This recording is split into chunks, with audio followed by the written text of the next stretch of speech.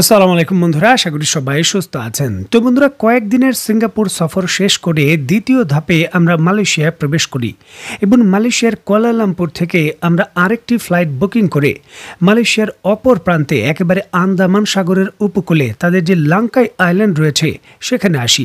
এবং নিশ্চয়ই দেখতে পাচ্ছেন 2 ঘন্টার এই ফ্লাইট শেষ করে যখন আমরা লাঙ্কাই আইল্যান্ডে আমাদের যে রিসোর্ট রয়েছে সেখানে প্রবেশ করি, অনেকটা সন্ধে হয়ে গেছে, একেবারে পরন্ত বিকাল। বন্ধুরা, মালয়েশিয়ার এই লাঙ্কাই আইল্যান্ড মালয়েশিয়ার যে সাবা রাজ্য রয়েছে তার যে বেলুরান রয়েছে নামক জায়গা সেখানে অবস্থিত। খুবই ভালো অবকাঠামো তৈরি করেছে এই জায়গায় মালয়েশিয়া। লুলু সাগরের উপকূলে একটি ছোট প্রবাল দ্বীপ, যেহেতু এর ভেতর কিন্তু প্রচুর পরিমাণে যারা ডুবুরি, বিশেষ করে যারা প্রবাল দ্বীপের যে বৈচিত্র্যময় জীবন দেখতে চান তারা কিন্তু আসেন। নিজেদের যে সি ফুডের দোকানগুলো রয়েছে সেখানে বিদেশি পর্যটকগুলোকে আকর্ষণ করার জন্য এখানকার যারা আদিবাসী রয়েছেন তারা ফায়ার শো করে থাকেন। নিশ্চয়ই দেখতে পাচ্ছেন বিকেল থেকেই তার প্রস্তুতি চলছে।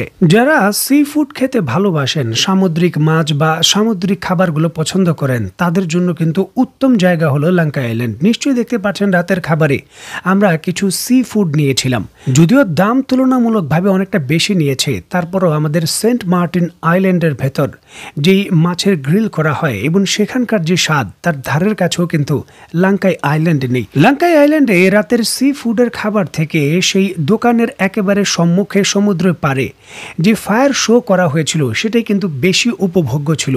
আর এটাই কিন্তু বসে বসে কিছুক্ষণ দেখলাম, তবে তারপর শরীর আর সায় দিল না, চলে গেলাম রুমের দিকে এবং সকালকার গন্তব্যস্থল হলো লাঙ্কাই আইল্যান্ডের বিখ্যাত যে লাঙ্কাই ক্যাব রয়েছে, পাহাড়ের উপর কেবল কার, সেখানের উদ্দেশ্যে যাওয়া, যেখানে শাহরুখ খানের যে ডন মুভি রয়েছে তার যে লাস্ট ফাইট রয়েছে সেটা দৃশ্যায়িত করা হয়েছিল।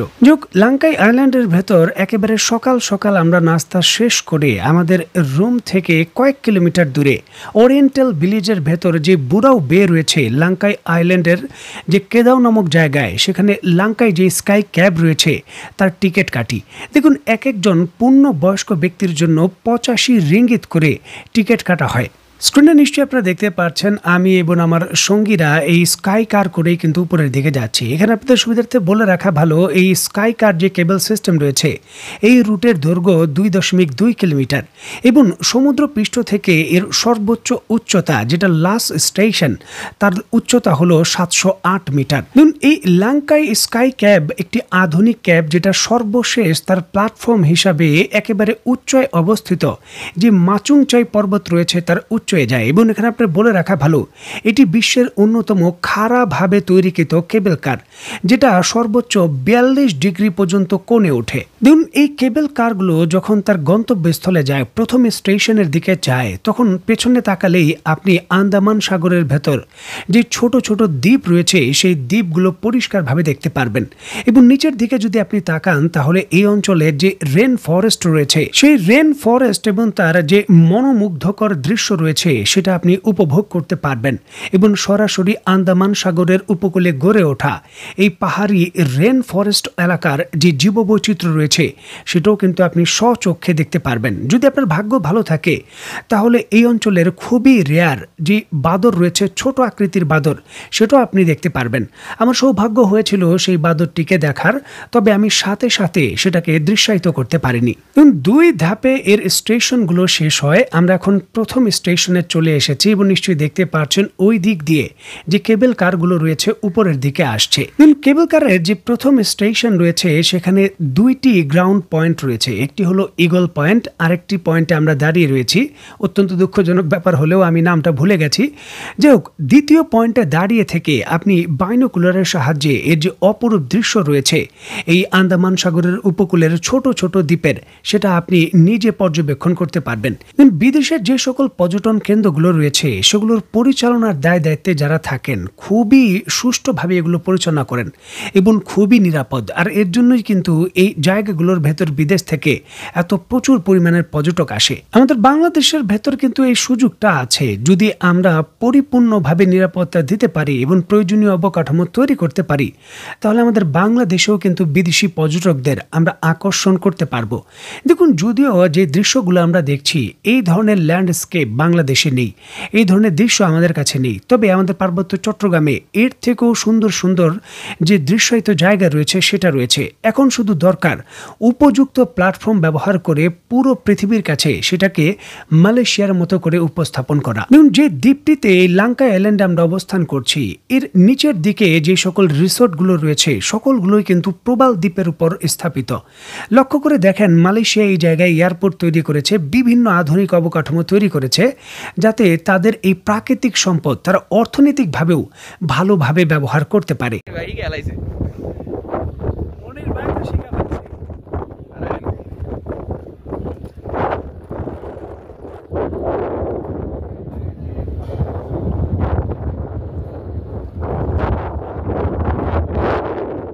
দেখুন, একেবারে শেষ ধাপে মানে 708 মিটার উচ্চতায় যে গ্রাউন্ড স্টেশন রয়েছে, দুইটি স্টেশন পাশাপাশি তৈরি করা হয়েছে, যেখানে আপনি কফি শপে গিয়ে বিভিন্ন কফি পান করতে পারবেন এবং কিছুটা রিল্যাক্স মোডে আপনি রেস্ট নিতে পারবেন।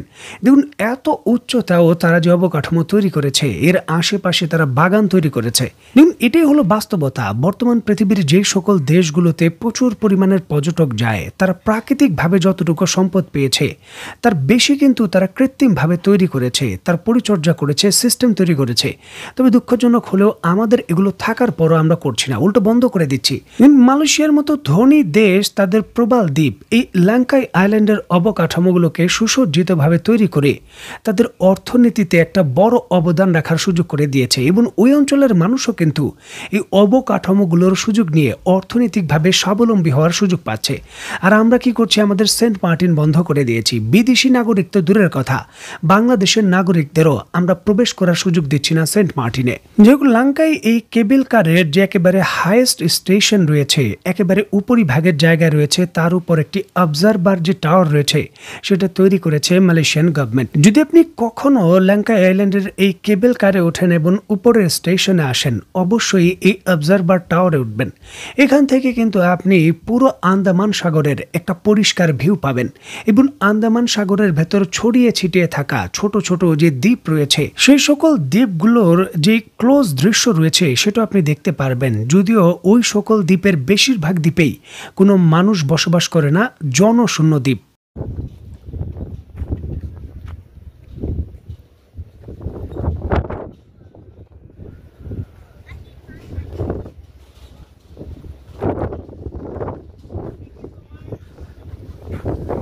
স্ক্রিনে নিশ্চয়ই আপনারা দেখতে পাচ্ছেন 708 মিটার উচ্চতায় কৃত্রিমভাবে একটি ব্রিজ তৈরি করা হয়েছে।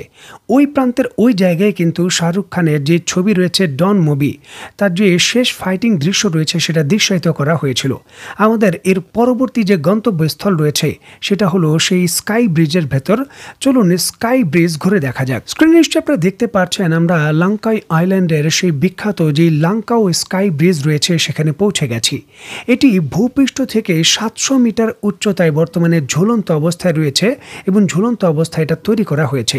এই স্কাই ব্রিজের দৈর্ঘ্য হলো 125 মিটার এবং এটি মানচাং পর্বতমালাত এবং লাউকাও কেদাও যে রয়েছে এই দুই পর্বতমালাকে যুক্ত করেছে।